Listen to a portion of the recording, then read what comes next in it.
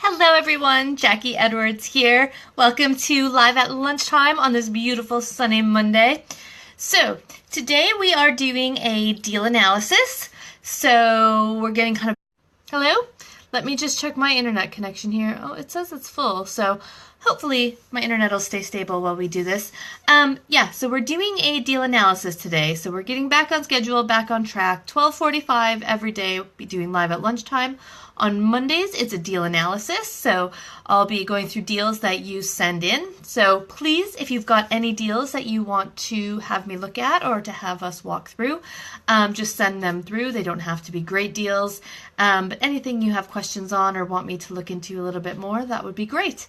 And today, that's what I'm going to be doing. So we're just practicing it what the best way and the best format for this is, because I did try this once with a whiteboard and all the writing was backwards. So the other option is, which I did, is I can pre-record them and then play it back live, but that's a bit tricky as well. So I'm going to try just writing comments down in the comments section. Let me see if I can do that. Oh, it turns out I can't. So anyways, you'll just have to write down the numbers yourself as we go along. I think that's going to be the easiest way, because the Facebook Live videos are, they're just for going live, basically. They're not for kind of showing slides and being able to give lots of fancy examples. So we're going to keep this as absolute simple as possible. So I'm going to check my notes. So today we've got a deal from Essex. So it's a property in Chelmsford. And this is actually a direct-to-vendor one. So it's not one that's listed on Rightmove or anything. So we've basically, I'll just run you through the details. So right now it is a 4-bedroom house. I don't know if this is an Article 4 area or not. So if any of you are in Chelmsford, maybe you could just pop on and say yes or no if it's Article 4. But otherwise, that's been one of my comments back, is to check if it's an Article 4 area, which means do you need planning permission for HMOs? Also check with the council about licensing. Do you need licensing for HMOs?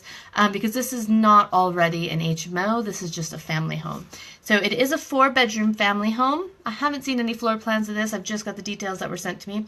4-bedroom family home that has a really, really large reception room.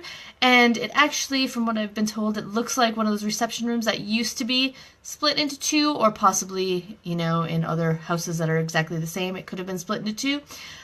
So it would be really easy to put up that stud wall in there and have the front portion be a separate bedroom and the middle portion kind of be a reception room in the middle of the house. So 4-bedroom house can be turned into a 5-bedroom HMO. Right now, so the owner, my understanding is the owner is quite tired. He has been renting it out. The most recent tenants have just moved out. They've been in there for quite a while. The house is tired, basically. So it's not trashed or anything. It's just tired. It needs a redecoration. It needs new furniture.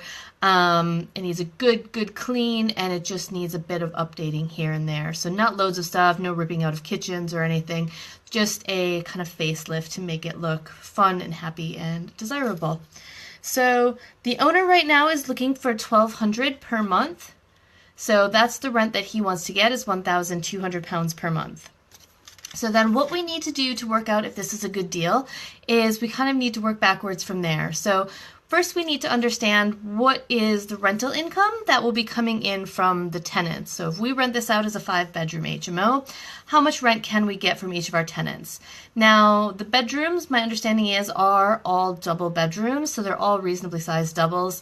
The person that sent me this deal thinks at a minimum they can get about $525 per month per bedroom, all bills included. So I did a quick look on Spare Room just to see what the average asking for price was for double rooms in Chelmsford, and it looks like it's around £500 per month. So he's done his area research. He thinks that we can get $525 per month for these rooms. So if we've got 5 rooms at £525 per month, that's going to be £2,625 total per month that we'll get in from our tenants. We'll have to pay the bills on that, so that rent was including all of the bills. Bills and kind of the ongoing maintenance with a little bit of void in there. We've estimated that to be about £600 a month. Now, to kind of really get that into good solid estimate, you need to go and check what are the utilities going to be, what is the council tax in that area, what does he estimate the voids are going to be. And if you're new and just getting started, you might not have a great idea of what the voids are going to be. You won't have any experience with that. I personally don't have a huge kind of allowance for voids in my calculations and in my estimates because I know my market has a really, really strong rental demand and we very rarely have voids. So you should be able to see how many people are looking for rooms on spare room. Go to your local property networking meeting and see what other people are experiencing for voids. Post some dummy ads up there, see how many responses you get, how many people seem like they're really serious and would take a room. Lots of people just automatically put a 10% void allowance in there and a 10% maintenance allowance. I think those are both quite high. If you've done your research properly and found a good gold mine area, you shouldn't have kind of 10% voids, especially with the rent-to-rent strategy. You need to make sure you're in an area of really strong rental demand so that you'll always be able to keep your rooms full. Maybe 4 or 5% might be a good safe estimate if you're just getting started. For maintenance, again, this is whatever you're going to agree with the owner. In this example, the owner is actually willing to take control of like the bigger items, so boiler, central heating and stuff. So he'll just be doing kind of the minor ongoing maintenance. I've told him in the contract he should agree a fixed amount of what minor means. So whether that's, £50 a month, £100 a month, £50 per transaction, something like that, just so that you don't get down the road and something costs £500 and, the owner thinks, oh, that sounds minor, and you think, no, that's quite a lot. So make sure you've got details like that written out. So not just a word like minor, that is kind of open to interpretation. Write down what the specific amount is. So anyways, £600 per month for bills. So $2,625 is our incoming rent from the tenants, less $600 for bills gives us £2,025 a month. Then we take out what the owner wants. So the owner wants £1,200 a month.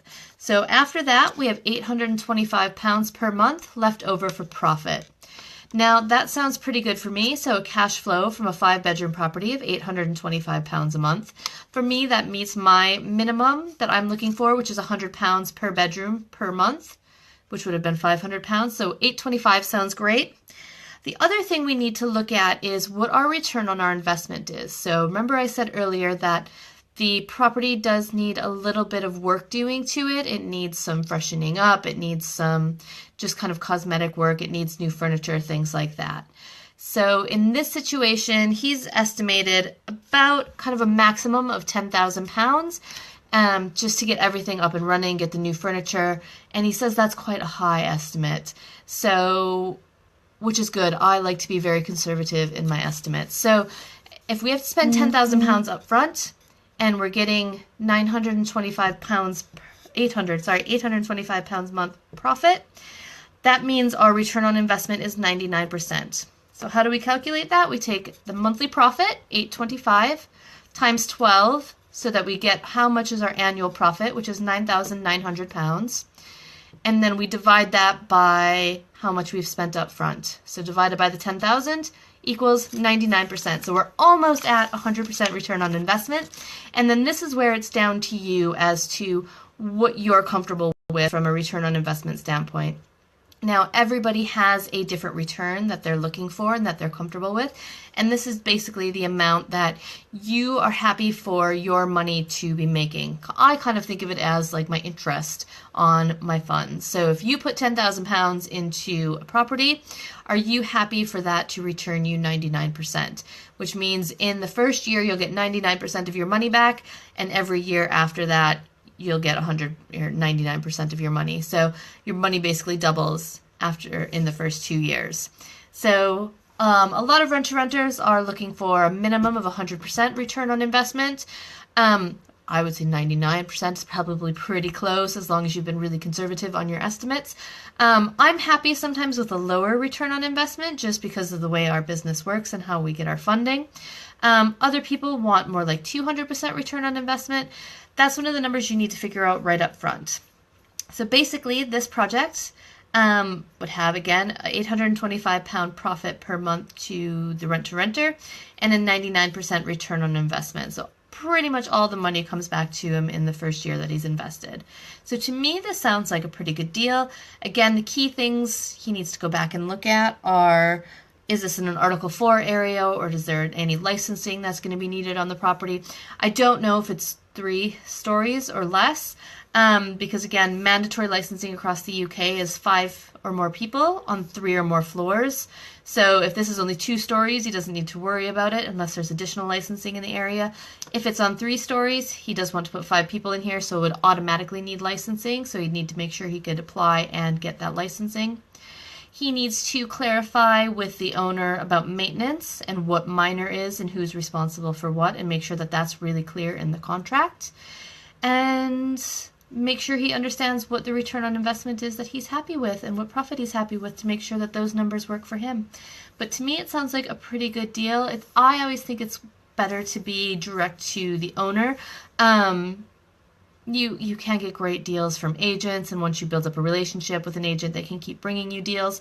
But it's a little bit easier, especially when you're getting started, to negotiate directly with the owner in the beginning. So this is a great job. He's done a great job getting direct to the owner there. And yeah, good luck with everything. So hopefully that's helped you get an idea of how to go through deals, how to go through your own deals, and understand what it is that you're looking at. If you have any questions or you want me to look at any of your deals, then send them through to me. Otherwise, I will see you again tomorrow for Live at Lunchtime.